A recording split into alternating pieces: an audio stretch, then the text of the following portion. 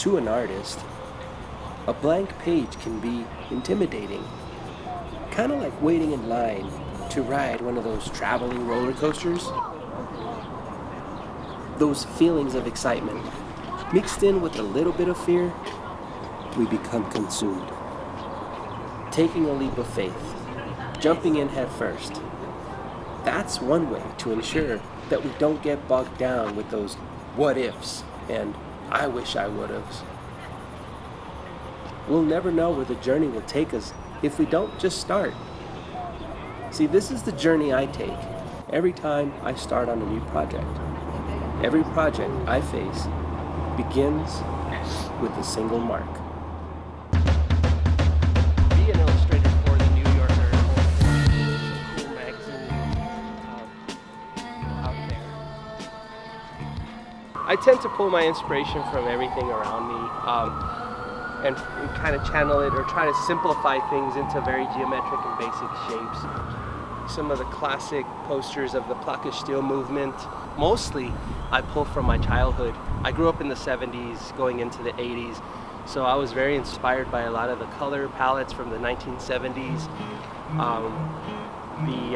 The bold strokes, and the bright colors, just very, I don't know, they have so much energy, and even though they're just so simple and flat, it just kind of feels good to me. So I like drawing that way because it makes me feel good.